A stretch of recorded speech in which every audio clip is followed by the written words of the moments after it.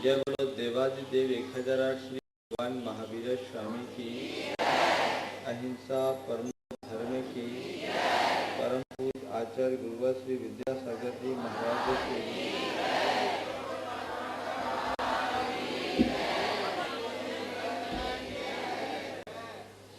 जीवन कोरे कागज के भांति है, उस पर हम सुंदर चित्र भी अंकित कर सकते हैं, तो शाही के धब्बे से उसे विकृत भी कर सकते हैं। ये हम पर निर्भर है कि चित्र अंकित कर हम उसकी सुंदरता को बढ़ा पाते हैं या अपने स्याह आचरण के धब्बे से उसे विकृत करते हैं। जब मनुष्य का जन्म होता है तो उसके साथ दोनों प्रकार की संभावनाएं होती है।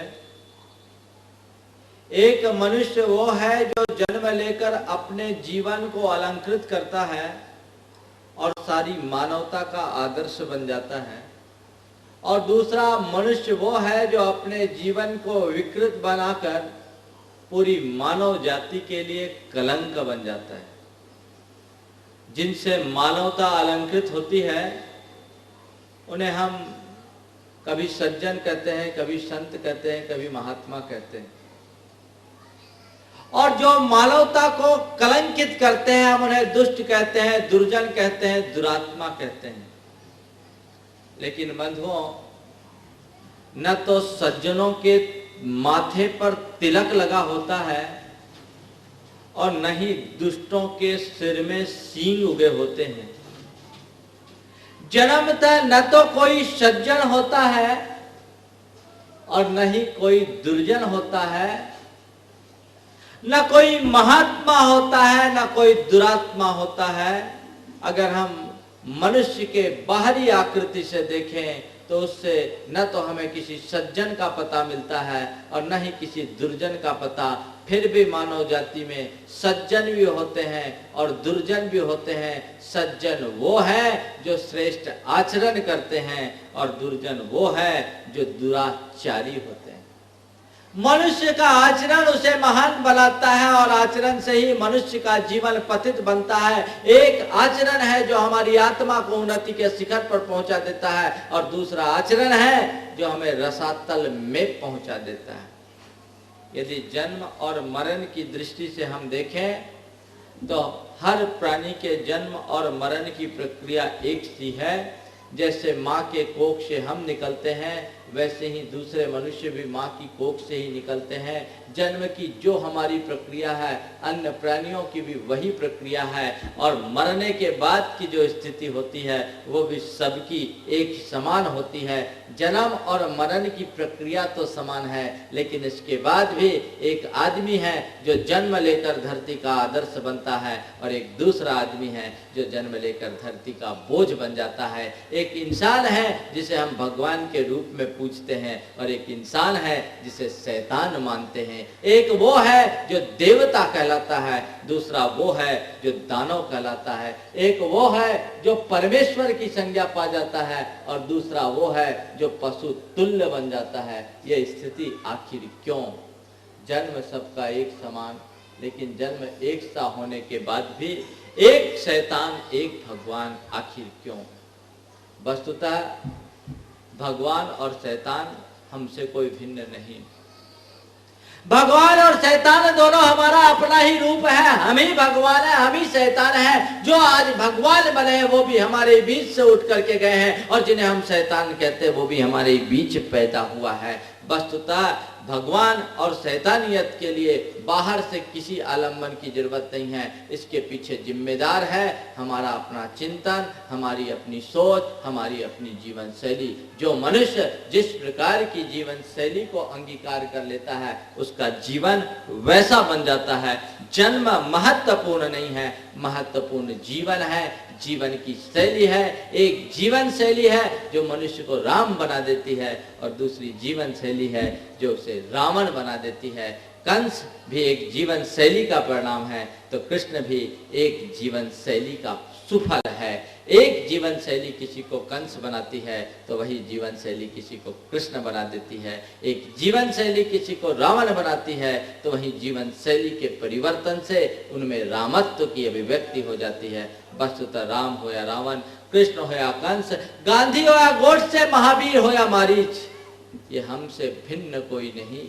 ये सब हमारे ही अपनी मनोवृत्तियों के प्रतीक हैं। राम और रावण हमारे ही अपने रूप हैं, हमसे भिन्न कोई नहीं। हमारे भीतर का जो धर्म है, हमारे अंदर की जो सज्जनता है, हमारे अंदर का जो मर्यादा के प्रति प्रतिबद्धता है, हमारे भीतर का जो कर्तव्य बोध है, हमारे अंदर जो प्रेम है और सद्भाव है, वही हमारे भीतर के राम का प्रतिनिधित्व करता है। इसके विपरीत हमारे अंदर की दुर्जनता, हमारा दर्प, हमारा दंभ, हमारा विद्वेष और वैमनस्य की भावना, हमारी सत्ता, संपदा और संपत्ति का अभिमान, ये सब हमारे भीतर के रावण का प्रतिनिधित्व करते हैं। हम पल में देवता हो जाते हैं और पल में दानव हो जाते हैं। हमने कभी सुना है कि देवों और असुरों के मध्य संग्राम हुआ और उसमें सागर को मथा गया तो अमृत और जहर दोनों मिला। पता नहीं कब सागर का मंथन हुआ और कब देवों और असुरों के मध्य संग्राम हुआ, पर यदि अपने अंतर मन को पलट कर देखते हैं तो हमें आज भी अपने भीतर देवासुर संग्राम दिखाई पड़ता है। हमारे भीतर दो प्रकार की वृत्तियां हैं, एक सद्वृत्ति है, दूसरी असद्वृत्ति है, दुर्वृत्ति है। हमारे अंदर की सद्वृत्तियां हमारी दैवीय वृत्ति का प्रतिनिधित्व करती है और हमारे अंदर की दुर्वृत्तियां हमारे अंदर की आसुरी वृत्ति का प्रतिनिधित्व करती है।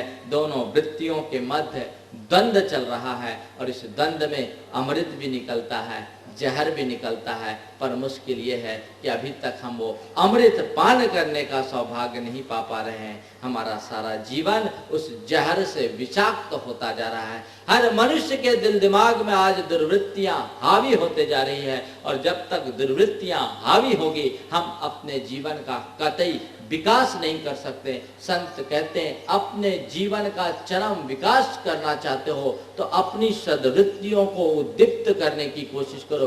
वृत्ति ही मनुष्य को महान बनाती है और वृत्ति ही मनुष्य को नीचे गिरा देती है। एक वृत्ति है जो हमें राम तक पहुंचा देती है और एक वृत्ति है जो हमें रावण बना देती है। एक वृत्ति है जो हमें देव बनाती है और दूसरी वृत्ति है जो दानव बना देती है। बंधुओं, हम तो इतना जानते हैं कि देव सदैव देव बना रहता है, पशु सारी जिंदगी पशु बना रहता है, लेकिन मनुष्य के जीवन को देखो जो एक ही जीवन में कई कई बार देव बन जाता है, कई कई बार जानवर बन जाता है और कई कई बार इंसान बन जाता है। जब हमारी जैसी वृत्ति उभरती है हमारा जीवन वैसा बन जाता है। इसलिए हमारा सारा जीवन हमारी जीवन शैली पर निर्भर है और हमारी जीवन शैली हमारे चिंतन पर, हमारे सोच पर केंद्रित होती है। मनुष्य का जैसा सोच हो, मनुष्य का जैसा चिंतन हो, वैसी उसकी वृत्ति बनती है और जैसी वृत्ति बनती है वैसी उसकी प्रवृत्ति बन जाती है और जैसी प्रवृत्ति बनती है वैसा उसका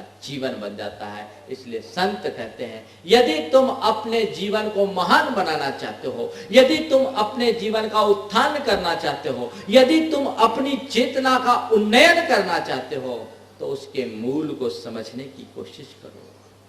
अपनी वृत्तियों पर ध्यान दो, अपने चिंतन को परिवर्तित करो, अपने सोच को बदलने का प्रयास करो, क्योंकि सोच ही हमारे जीवन का मूल है। एक सोच है जो हमें राम बना देती है और एक सोच है जो हमें रावण बना देती है।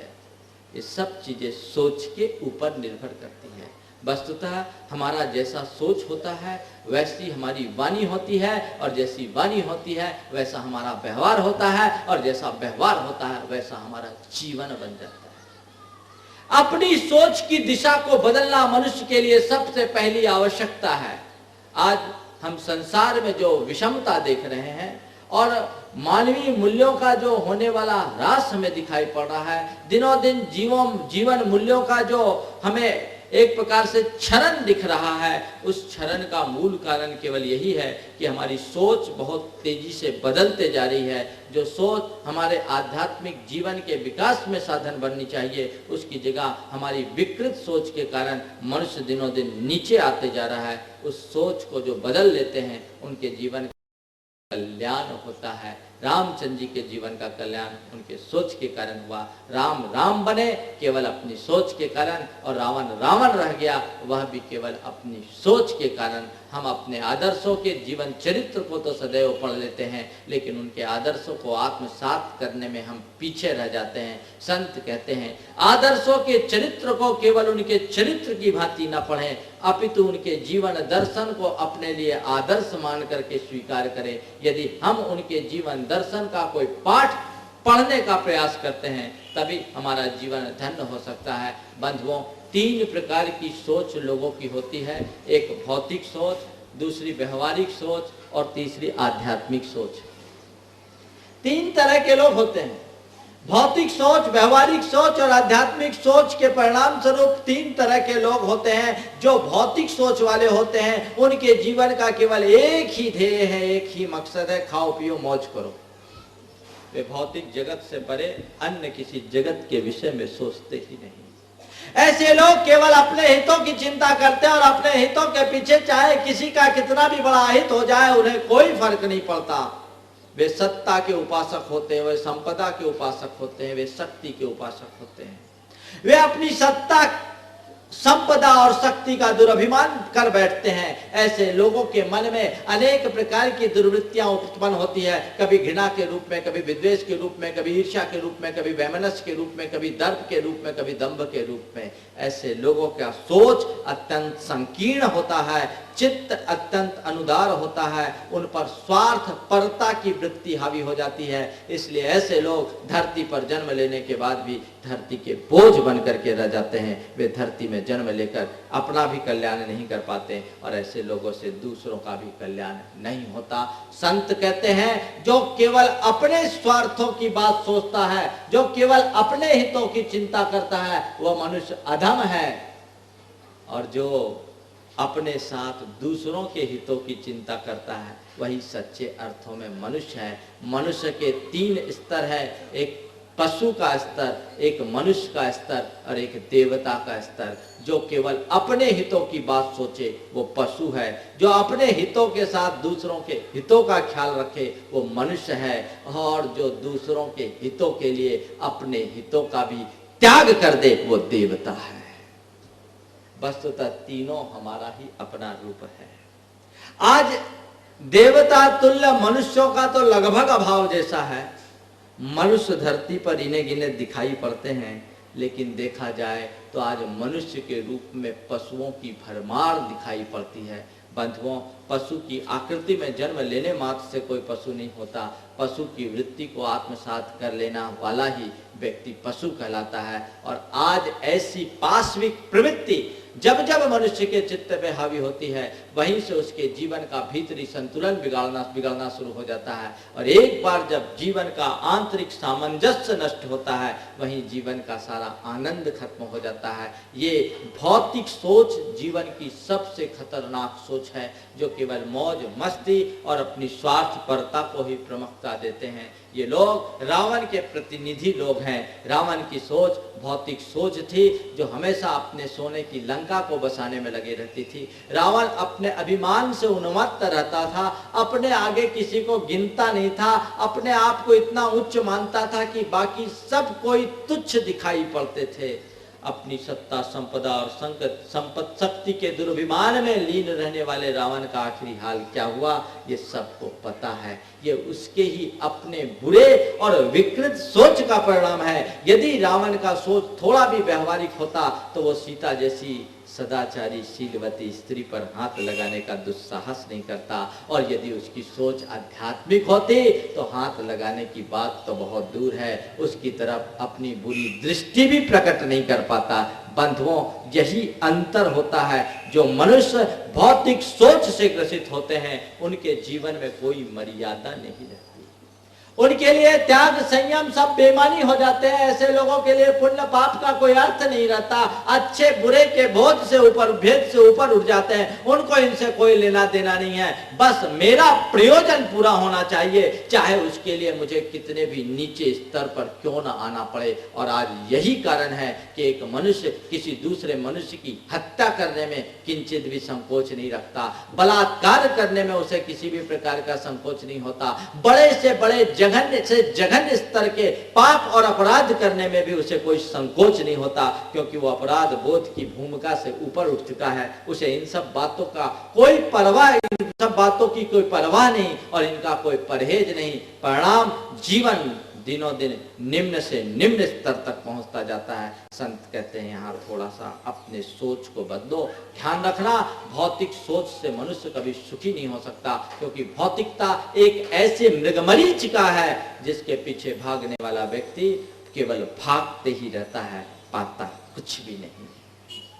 भौतिकता की ओट में मनुष्य अपने दर्प को, दंभ को पुष्ट जरूर कर सकता है, अपने अभिमान को पुष्ट कर सकता है, लेकिन ध्यान रखना, अभिमान का अंत हमेशा बुरा होता है। कहावत है, अभिमानी का सिर नीचा।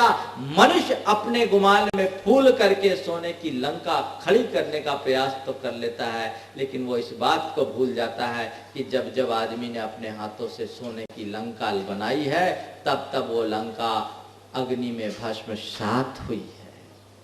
आज तक किसी की सोने की लंका सुरक्षित नहीं रही।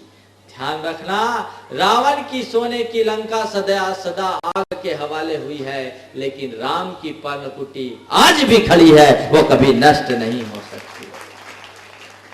मनुष्य अपनी सत्ता, संपत्ति और शक्ति का चाहे जितना भी बड़ा महल क्यों नहीं खड़ा कर ले, वो चिरस्थायी कभी नहीं हो सकता।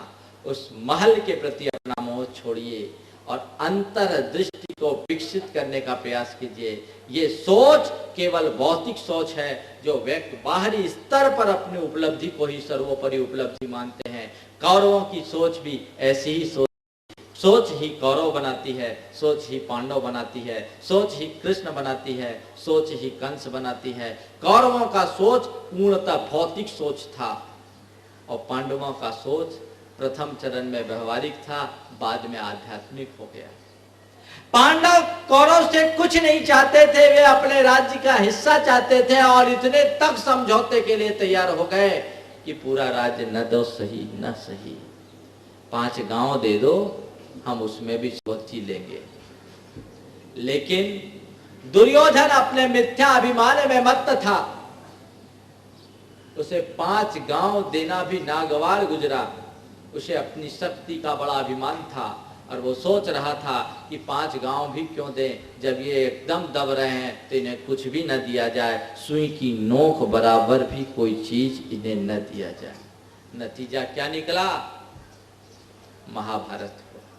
यदि यहां पर थोड़ा सा वो समझौता कर लेते, अपनी सोच को व्यापक बना लेते और भाई को भाई मानते, सत्ता को गौण कर देते और अपने खून के रिश्ते को प्रमुखता दे देते, तो ये जो महाभारत के कारण हमारी भारतीय संस्कृति का इतिहास रक्त रंजित हुआ है वो नहीं हुआ होता। लाखों लोगों को जो अकाल मौत के ग्रास बनना पड़ा है वो नहीं होना पड़ता। और आज जो सारे के सारे कौरव मानव जाति के लिए कलंक बने हैं वो भी नहीं हुआ होता। लेकिन बंधुओं, कहते हैं कि मनुष्य अपने सोच से अनुबंधित होता है। हम ऊपर से चाहे कितना भी परिवर्तन क्यों ना कर ले, जब तक हमारी सोच नहीं बदलती तब तक जीवन नहीं बदलता। जीवन को बदलने के दो तरीके हैं, एक बाहर से भीतर का परिवर्तन और दूसरा भीतर से बाहर का परिवर्तन। बाहर से भीतर का परिवर्तन दूसरों के दबाव में आ सकता है, दूसरों के प्रभाव में आ सकता है। हम सत्ता के बल पर बाहर की व्यवस्था को बदल सकते हैं, लेकिन भीतर की वृत्ति को बदलना संभव नहीं है। व्यवस्था के आधार पर हम बाहर का परिवेश बदल सकते हैं, लेकिन भीतर के अभिप्राय को, अभिनिवेश को बदलना बहुत मुश्किल है। परिवेश बदलना सहज है, अभिनिवेश बदलना मुश्किल है। परिवेश बाहर से जुड़ा होता है, अभिनिवेश हमारी वृत्ति से जुड़ा होता है। संत कहते हैं भीतर बदलो, भीतर के परिवर्तन से बाहर का परिवर्तन बहुत स्थायी होता है और वो तब संभव होगा जब तुम्हारा सोच बदले। आज बहुत सारे लोग हैं जो भौतिक सोच से ग्रसित हैं और अपने भौतिक सोच के कारण दिखते तो बड़े सभ्य हैं, लेकिन अंदर वो सभ्यता दिखाई नहीं पड़ती। मन में अनेक प्रकार के विकार हैं, मर्यादाओं में बंधे हैं, जबरदस्ती में बंधे हैं, क्योंकि यदि ऐसा मैं कुछ कर लूंगा, थोड़ा भी गलत कर लूंगा तो अभी मुझे लोगों के सामने अपमानित होना पड़ेगा, मेरी प्रतिष्ठा धूमिल होगी। लेकिन मन में अभी अभी वही सारी बातें भरी हुई है, क्योंकि अभी सोच बदली नहीं है। व्यवहारिक स्तर पर हम अपने आप को बदल दिए, लेकिन भीतर से अपने आप को बदलने में समर्थ नहीं हो पाए। बाहर से व्यवहारिक स्तर का जो सोच होता है वो केवल इतना होता है कि अपने स्टेटस को मेंटेन कर ले, किसी भी तरीके से अपने आप को हम मेंटेन करके चले ताकि कोई हमें बुरा ना कहे। ये बात अलग है। हम ये तो सोचते हैं कि लोग हमें बुरा ना कहे, पर हम ये कभी नहीं सोचते कि हम कभी बुरा ना बने। दुनियावी लोग बुराई न करें, इससे तो हमेशा, इस बारे में तो हमेशा सोचते हैं, लेकिन मैं बुराई न करूं, मैं बुरा कृत्य न करूं, मैं बुराई से बचूं, ऐसी सोच बहुत कम रख पाते हैं। संत कहते हैं लोग बुरा कहे न कहे ये तो बहुत बात हमारे मन में विकसित होनी चाहिए, और जिस क्षण बुराई के प्रति अंदर से भय उत्पन्न होता है उसी क्षण हमारे जीवन का रूपांतरण घटित होना शुरू हो जाता है लगते हैं और अंदर से फटीचर बने रहते हैं। संत कहते हैं बाहर से फटीचर रहने वाला यदि अंदर से टिपटाप है तो जगत पूज्य बना रहता है, और बाहर से टिपटाप दिखने वाला व्यक्ति यदि भीतर से फटीचर है तो उसे कोई नहीं पूछता। भारत की संस्कृति चरित्र की उपासक संस्कृति है, व्यक्ति के वेश के नहीं। व्यक्ति के बाहरी स्टेटस को भारत में कभी मान्यता नहीं दिया गया, व्यक्ति के रूप रंग को मान्यता नहीं दिया गया, व्यक्ति के अंदर के पक्ष को मान्यता दी गई। ध्यान रखना, आपका जो व्यक्तित्व है और आपके व्यक्तित्व का जो प्रभाव है उसका कुल 15 से 20% आपके बाहरी टिपटाप से संबद्ध है, बाकी 80% तो आपके चिंतन से, आपके सोच से, आपकी आंतरिक प्रवृत्ति से जुड़ा हुआ है। यदि हम उस 80% पर ध्यान दें तो 20% खराब भी होगा तो काम चल जाएगा, लेकिन मुश्किल ये है जितना हमें 80% पर ध्यान देना चाहिए उससे ज़्यादा हम 20% पर ध्यान देते हैं, और जितना हमें 20% पर भी ध्यान नहीं देना चाहिए उतना हम 80% पर ध्यान देते हैं। मनुष्य अपने बाहरी आवरण को सजाने में तो रात दिन सचेष्ट रहता है, लेकिन अपने भीतरी स्वरूप के परिवर्तन की उसे कोई परवाह नहीं दिखती।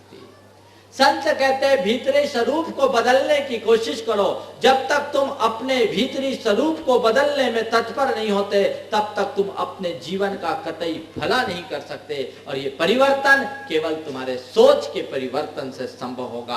अपने आप को अंदर से सुंदर बनाने की कोशिश करो। बाहर की सुंदरता किसी काम की नहीं होती, कोई कितना भी सुंदर हो जाए, लेकिन बंधुओं मनुष्य सुंदर केवल अपने तन के कारण नहीं, मनुष्य की सुंदरता का आधार उसका कर्म होता है। जॉर्ज बर्नार्ड शॉ के पास एक बार एक सुंदरी युवती पहुंची। उसने बर्नार्ड शॉ से कहा कि आप इतने ज्ञानी हो, दार्शनिक हो, विलक्षण प्रतिमा के धनी हो, लेकिन आप बड़े कुरूप हो। आप इतने ज्ञानी हो, दार्शनिक हो, विलक्षण प्रतिभा के धनी हो, लेकिन आप इतने कुरूप हो, और मैं इतनी रूपवान हूं पर मुझ में बुद्धि नहीं। ऐसा करो, आप मुझसे शादी कर लो।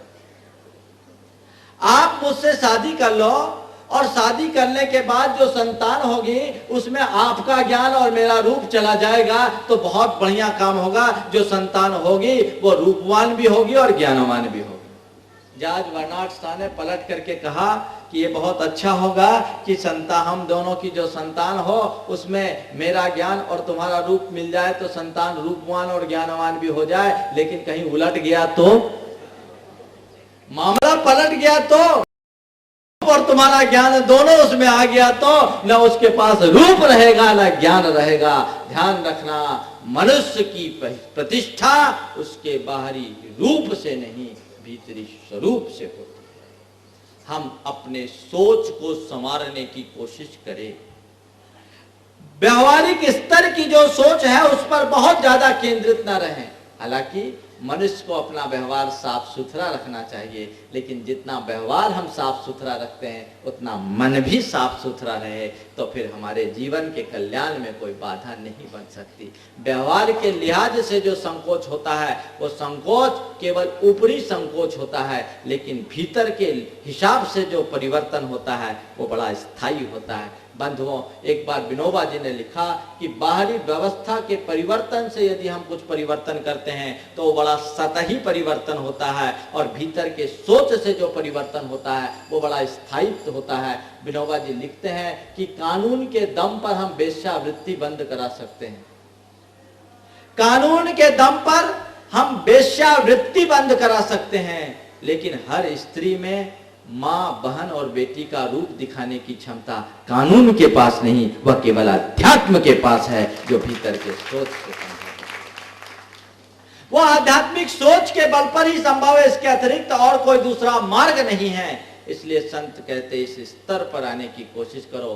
कौरव यहां तक नहीं पहुंच पाए, वे केवल बाहर के वैभव के पीछे पागल रहे, वे कुछ भी नहीं पा सके, उनका जीवन यूं ही बिगड़ गया। लेकिन पांडवों ने इस बात को अपने जीवन में प्राथमिकता दी, इसलिए वे हमेशा आज भी हम सबके लिए आदर्श बने हैं। पांडव का नाम सुनते ही सबका मन श्रद्धा से भर उठता है, और कौरवों का नाम आते ही हम सबके मन में घृणा की भावनाएं उत्पन्न होने लगती है। आज कोई भी अपना नाम दुर्योधन, दुशासन नहीं रखता, और यदि किसी का नाम अर्जुन, युधिष्ठिर, भीम, नकुल रख दिया जाए, सहदेव रख दिया जाए, तो हम सब बड़े प्रसन्न होते हैं, प्रभावित होते हैं। राम का नाम सब लेते हैं और राम का नाम रखने में भी सब गौरवान्वित होते हैं, लेकिन किसी को रावण या दशानन कह दिया जाए तो वो कभी पसंद नहीं करते। ये बात अलग है कि हम नाम तो राम के लेते हैं पर काम सारे रावण के करते हैं।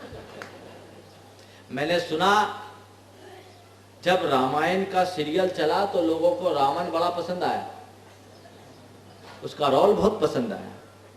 बंधुओं, ये सब हमारे आंतरिक वृत्ति का परिचायक है, उसे परिवर्तित करने की कोशिश हमारी होनी चाहिए। और इस तरह की प्रवृत्ति से जो अपने आप को बचा लेते हैं उनका जीवन ही धन्य होता है। हमारी सोच आध्यात्मिक बने। आध्यात्मिक सोच जीवन की सबसे विशुद्ध सोच है, और अपना यदि हम भला करना चाहते हैं तो केवल आध्यात्मिक सोच के बल पर ही संभव है, और कोई दूसरा मार्ग नहीं। भौतिक सोच से ऊपर उठे, आध्यात्मिक सोच को अपनाने की कोशिश करें। आध्यात्मिक सोच के विकास का मतलब है हमारे चिंतन में निर्मलता हो, हमारे चित्त में निर्मलता हो, हमारे चरित्र में उज्ज्वलता हो। जिस मनुष्य का चरित्र उज्ज्वल होता है वो हमेशा पूजा जाता है। मैंने अभी आप सबसे कहा कि हमारी संस्कृति में चरित्र को ही सबसे ज्यादा महत्व दिया गया है और बाकी चीजों को नहीं। विवेकानंद जब एक बार भारत से बाहर गए, उनका नाम शिकागो के पहले धर्म संसद में बड़ा चर्चित हो गया था। उन्हें अनेक स्थानों पर बुलाया गया, और एक स्थान पर जब गए तो उनके लिए काफी लोग प्रतीक्षारत थे कि विवेकानंद कोई टिप टॉप आदमी आएगा, सुटेड बुटेड व्यक्ति होगा और उनका लेक्चर हम सुनेंगे। देखा तो चोला पहने हुए, भगवा, बड़ा आश्चर्य हुआ। उनके एक प्रशंसक ने उनसे पूछा, आप ये क्या कपड़ा पहने हैं? आपका ये कैसा कल्चर है? आपके इंडिया का यही कल्चर है क्या? विवेकानंद तो विवेकानंद थे। वो कुछ पल के लिए मुस्कुराए और उन्होंने कहा कि हाँ, हमारा यही कल्चर है। हमारे और आपके कल्चर में बड़ा अंतर है। हमारे यहाँ का कल्चर हमारे कपड़ों पर नहीं, हमारे चरित्र पर निर्भर करता है, और आपका कल्चर आपके कपड़ों पर होता है। आपके कल्चर को एक दर्जी तैयार कर देता है और हमारे कल्चर को एक गुरु तैयार करता है जो चरित्र से निर्भर होता है। जो कपड़ों पर अपना कल्चर विकसित करना चाहते हैं वे केवल दर्जी से अपना कल्चर बढ़ा रहे। बंधुओं, भारत की संस्कृति ऐसी संस्कृति नहीं है। ये विकृत पथ है, उससे बचाइए। केवल ऊपरी टिपटाप को भूलिए, भीतर से अपना संबंध जोड़ने की कोशिश कीजिए, जो तुम्हारे जीवन में स्थायित्व उत्पन्न करने वाला है, जिसे पाकर के तुम अपना और संसार का भला कर सकते हो। और ये तब संभव है जब हमारा रुझान अध्यात्म के प्रति होगा। जो व्यक्ति आध्यात्मिक सोच से बंधे होते हैं वे निरंतर अपनी चित्त की दुर्बलताओं को दूर करने के लिए सचेष्ट होते हैं। बंधुओं, हम बाहर के रूप को तो रोज श्रृंगार लेते हैं, हम अपने आप को बाहर से सुंदर बनाना तो हमेशा चाहते हैं, लेकिन सच्चे अर्थों में सुंदरता तो हमारी तब प्रकट होगी जब हम अपने भीतर के काम, क्रोध, लोभ, मोह की दुर्वृत्तियों को दूर करेंगे, जब हम अपने अंदर के क्रोध के, मान के, माया के, लोभ की वृत्ति को नष्ट करेंगे, जब हम अपने अंदर की ईर्ष्या के, विद्वेष के, वैमनस्य के दुर्भावों को दूर करेंगे। ये तभी संभव है जब हमारा चिंतन आध्यात्मिक हो, हम उन वृत्तियों को दूर करने की कोशिश करें, अपनी आत्मा को सजाने और संवारने में प्रयत्नरत रहे। जो लोग अपने अंदर की दुर्वृत्तियों को दूर करते हैं वे ही महान बनते हैं। कभी हम उन्हें राम कह देते हैं, कभी हम उन्हें कृष्ण कह देते हैं, कभी हम उन्हें महावीर कह देते हैं, कभी हम उन्हें ऋषभदेव कह देते हैं, कभी हम उन्हें बुद्ध कह देते हैं। बंधुओं, नाम कोई भी कहें, वस्तुतः हम सबके आदर्श वे ही बनते हैं जो अपने जीवन की दुर्वृत्तियों को दूर करते हैं। जो अपने विकारों को जीत लेता है वो परमात्मा बन जाता है, और जो विकारों में जीता है वो संसारी बना रहता है। हम सब संसारी हैं क्योंकि हमारे भीतर विकार हैं। वे परमात्मा हमसे कहते हैं कि तुम्हारे भीतर भी भगवत्ता विद्यमान है, बशर्ते तुम अपने भीतर के विकारों को पहचानो और उसे दूर करने के लिए निरंतर प्रयत्नशील हो। ये तभी संभव होगा जब हमारी सोच आध्यात्मिक बनेगी और हम उनके प्रक्षालन के लिए निरंतर सचेष्ट होते रहेंगे। जैसे कपड़े को साबुन घिस घिस करके हम कपड़े को साफ कर लेते हैं, वैसे ही चित्त को निरंतर यदि हम अच्छे उज्जवल सोच रखते हैं तो उसके माध्यम से साफ कर करके अपने भीतर के विकारों को नष्ट करने में भी समर्थ हो सकते हैं। बंधुओं, यही हमारे सोच का मूल आधार है, और जब ऐसी सोच हमारे अंदर बलवती होने लगती है तब हमारे भीतर से राम का अवतरण होता है, तभी हमारे अंतरंग में राम प्रकट होते हैं। बंधुओं, सोच ही हमें राम बनाता है और सोच ही हमें रावण बनाता है। रामायण का एक प्रसंग मेरे स्मरण में आ रहा है। जब रामचंद्र जी लंका पर चढ़ाई करने के लिए जा रहे थे, रास्ते में समुद्र पड़ा, सेतु बंध का कार्यक्रम चल रहा था। नल और नील के निर्देशन में सेतु बंध चल रहा था, और नल नील प्रत्येक पत्थर पर श्री राम का राम नाम लिखते और उसे पर नदी में समुद्र में डालते, वो पत्थर तैर जाते। रावण के शिविर में जब ये बात पहुंची तो लोगों के मन में बड़ी शंका आ गई कि वास्तव में राम बड़ा महान है और उनसे लोहा लेना ठीक बात नहीं।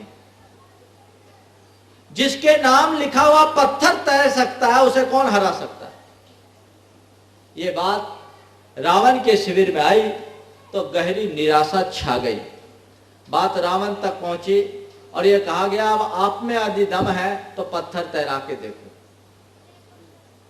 आप में यदि दम है तो आप भी पत्थर तैरा करके देखो। कुछ लोगों ने रावण का नाम लिखा और पत्थर समुद्र में डाला और पत्थर गुड़गुड़ा करके गिर गया। रावण को जब यह खबर मिली तो रावण बड़ा चिंतित हुआ। वो खुद समुद्र के किनारे पहुंचा और एक पत्थर उठाया, ऊपर आसमान की ओर देखा, मुख से कुछ बुदबुदाया, उस पत्थर को उसने समुद्र में डाला।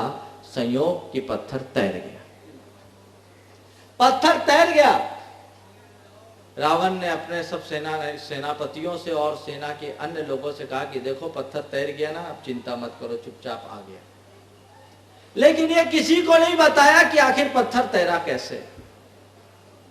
रात में जब वो मंदोदरी के पास आया, मंदोदरी ने उससे पूछा कि आज जो आपके हाथ का पत्थर तैरा वो कैसे तैरा। रावण ने कहा बस कुछ नहीं, पत्थर तैर गया। बोले तैरा तो कैसे तैरा। रावण ने कहा कि मैंने पत्थर को उठाया और पत्थर से कहा, हे पत्थर, तुझे राम की सौगंध है जो तू ना तैरे, तैर जाना, तब तू सच्चा राम का अनुयायी। और राम की सौगंध लेकर मैंने पत्थर को समुद्र में छोड़ा कि पत्थर तैर गए। बंधुओं, सच में यदि रावण के मन में भी राम आ जाएंगे तो रावण के हाथ से छुटा हुआ पत्थर भी तैर जाएगा, और यदि राम के मन में भी रावण आ जाए तो डूब जाएगा। बंधुओं, राम और रावण केवल दो व्यक्ति नहीं, हमारे अंदर के दो प्रकार की वृत्तियों के परिचायक हैं।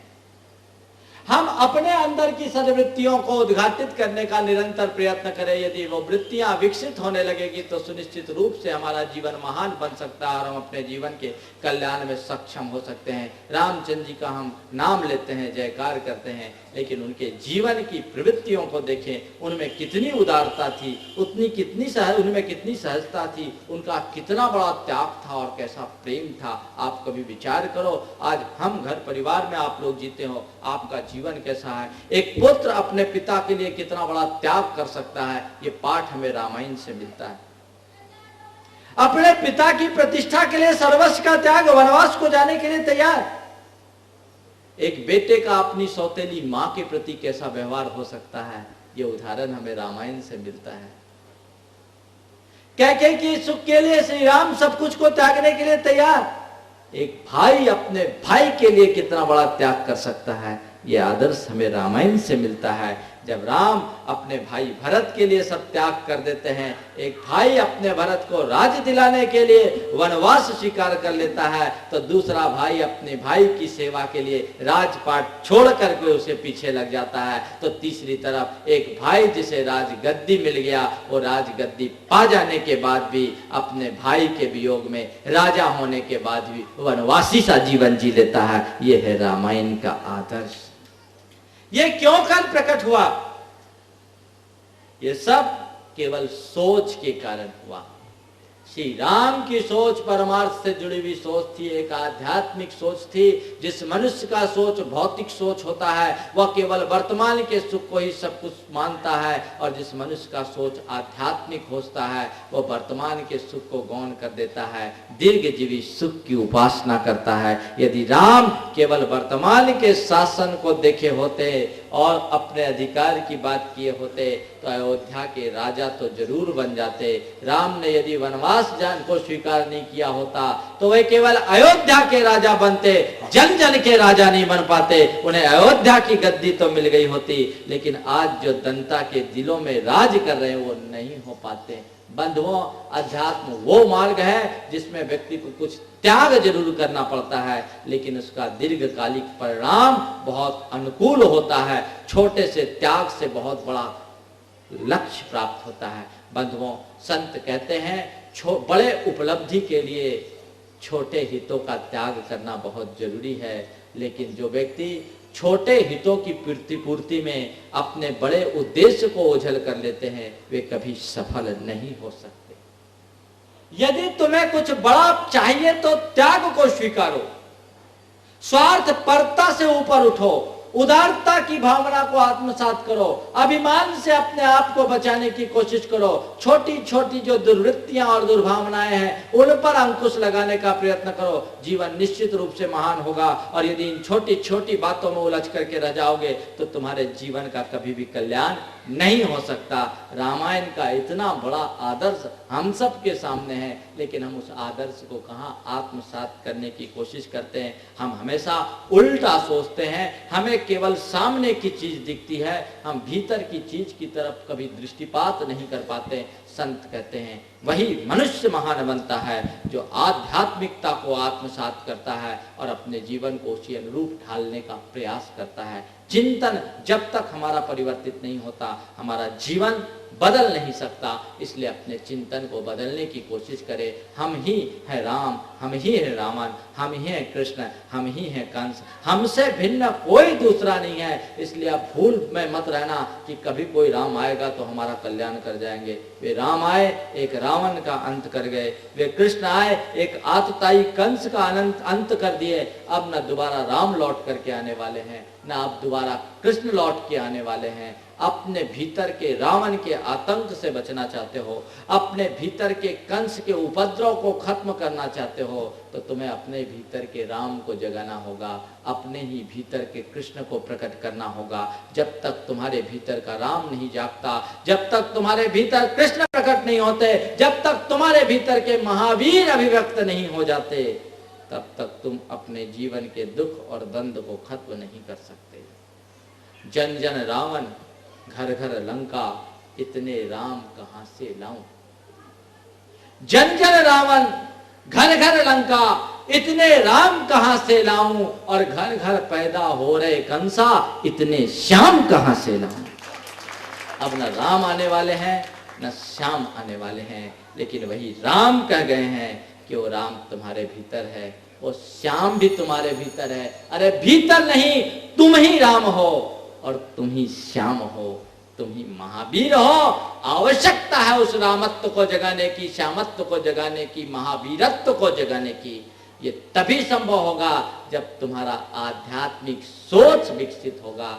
जिस पल यह आध्यात्मिक सोच विकसित हो जाएगा तुम्हारा जीवन अपने आप संवरना शुरू होगा। लेकिन हम यहाँ कैसे कहाँ कर पाते हैं बंधुओं। जो मनुष्य आध्यात्मिक सोच से बंधा होता है वो सब को त्याग सकता है, लेकिन अपने परमार्थ को नहीं छोड़ता।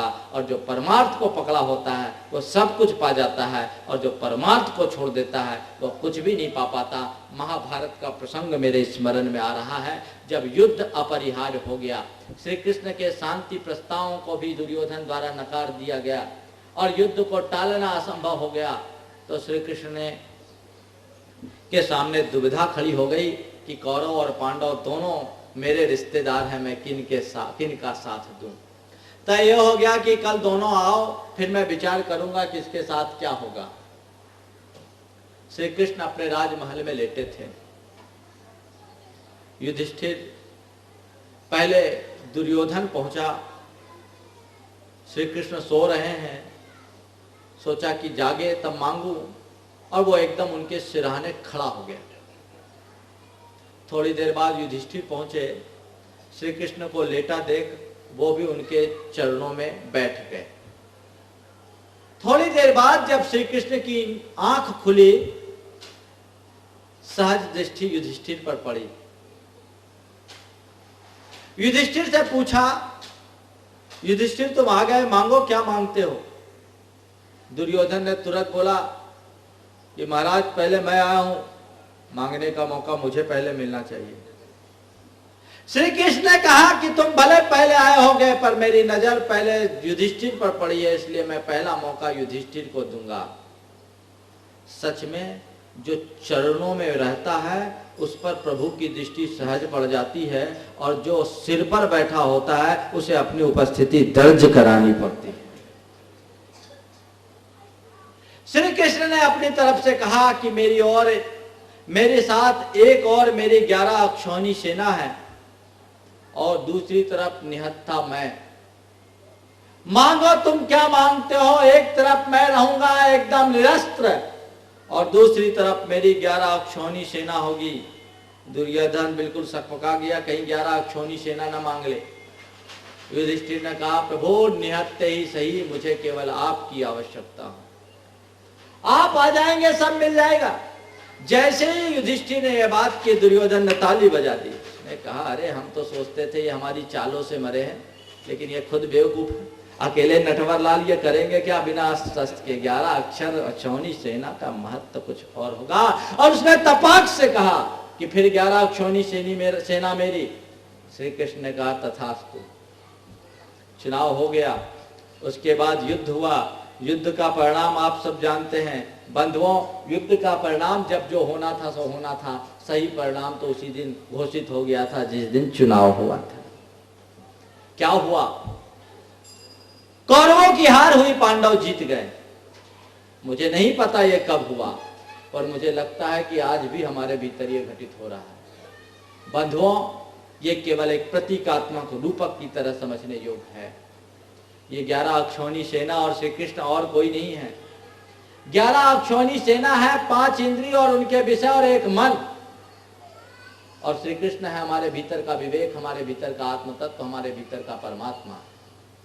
जो व्यक्ति अपने परमात्मा को चुनते हैं वे निहत्थे परमात्मा, अकेले परमात्मा के बल पर भी जीवन के महाभारत में विजयी हो जाते हैं। और जो 5 इंद्रिय और उनके विषय और मन को चिनते हैं वे संसार में कौरवों की तरह हारते रहते हैं। वे जीवन के महाभारत में कभी सफल नहीं हो पाते हैं। यदि जीवन के महाभारत में अपने आप को सफलीभूत करना चाहते हो तो परमार्थ को चुनिए, अर्थ को नहीं। अध्यात्म को चुनिए, भौतिकता को नहीं।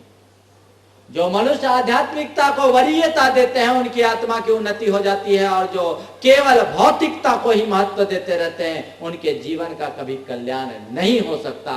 इसलिए सोच ही जब हमारे जीवन का निर्धारक बनता है तो क्यों ना हम अपनी सोच को अध्यात्मोन्मुखी बनाकर धीरे धीरे धीरे धीरे आत्मोन्नयन की दिशा में आगे बढ़ें। आज जो हमारा रूप है, कल आज कोई अपराधी है तो वो भी हमारा ही अपना रूप है, और यदि कोई भगवान की तरह है तो वो भी हमारा ही अपना रूप है। एक बड़ी अच्छी कहानी मुझे स्मरण में आ रही है जिसे सुना करके मैं अपनी बात को आज के संदर्भ में पूरा करने जा रहा हूँ।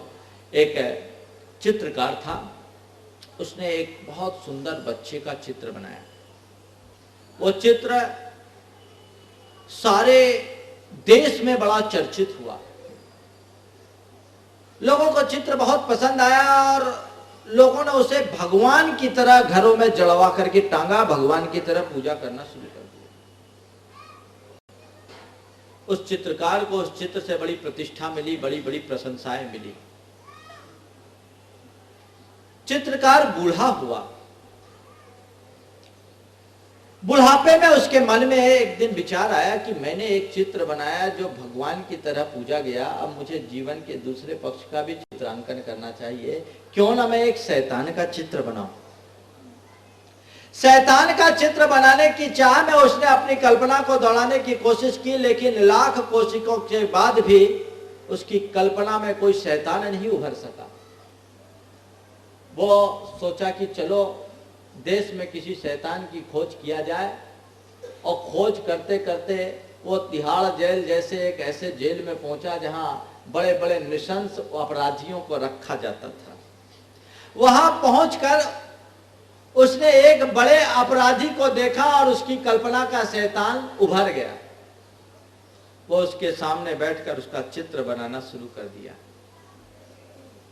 जैसे ही चित्र बनाना शुरू किया, पास बंधे अपराधी ने उस चित्रकार से पूछा कि बंधुवर क्या कर रहे हो? चित्रकार ने कहा, चित्र बना रहा हूं, तुम्हारा ही चित्र बना रहा हूं। इतना सुनना था कि उस अपराधी की आंखों से आंसू की धार बहने लगी। चित्रकार को बड़ा आश्चर्य हुआ। उसने कहा कि तुम्हारे आंखों में आंसू क्यों है? मैं तुम्हारा चित्र बना रहा हूं, तुम्हें तो प्रसन्न होना चाहिए, तुम रो क्यों रहे हो? उस अपराधी ने कहा कि बंधुवर, तुम मुझे भले नहीं पहचानते पर मैं तुम्हें अच्छी तरह से पहचानता हूं। तुम ये जो मेरा चित्र बना रहे हो पहला चित्र नहीं, तुम ये मेरा दूसरा चित्र बना रहे हो। इससे पहले भी तुम मेरा एक और चित्र बना चुके। मुझे रोना केवल इसलिए आ रहा है कि तुम मेरा एक चित्र पहले बना चुके जब मैं छोटा था, बच्चा था, और मेरे बचपन का तुमने जो चित्र बनाया था वो चित्र सारे संसार में भगवान की तरह पूजा गया। लोगों ने उस पर श्रद्धा के फूल चढ़ाए, अपने घरों में फ्रेम में जड़ करके रखा। वो भी चित्र मेरा था, और आज जो चित्र बना रहे हो वो भी चित्र मेरा ही है। लेकिन इस चित्र को देखकर कोई श्रद्धा के फूल नहीं चढ़ाएगा, अपितु जो भी देखेगा वो घृणा से भर उठेगा। मुझे रोना केवल इसलिए आ रहा है कि जो पूजा गया वो भी मेरा ही चित्र था, और जिसे धिक्कार आ जाएगा वो भी मेरा ही चित्र है। बंधुओं, चित्र से महत्वपूर्ण चरित्र होता है। व्यक्ति अपने चरित्र से ही पूजा जाता है, और चरित्र से ही धिक्कार का पात्र बनता है। भगवान भी हमारा ही अपना चित्र है और शैतान भी हमारा ही अपना चित्र है। अब हम पर निर्भर है कि हम किस चित्र को उभारते हैं। ये सब हमारे चरित्र के ऊपर केंद्रित होता है। जिस मनुष्य का चरित्र अध्यात्म से बंधा होता है वो सुनिश्चित रूप से अपने चित्र को उज्जवल बना लेता है और उसके जीवन के पृष्ठ में जो चित्र अंकित होता है वो बहुत सुंदर होता है। और जिसका आचरण विकृत हो जाता है वो अपने चरित्र को विकृत कर देता है। बंधुओं, इस कोरे पन्ने में सुंदर चित्र अंकित कीजिए, उसमें शोभन व्यवहार का रंग भरिए जो सबको प्रभावित करे, सबको के चित्त को हरे, पर उसे विद्रूप तो न बनने दीजिए, उसे विकृत तो न बनने दीजिए। बस इसी शुभ भावना के साथ आज मैं अपनी वाणी को यहीं पर विराम दे रहा हूँ। बोलिए परम पूज्य आचार्य गुरुवर श्री विद्यासागर जी महाराज।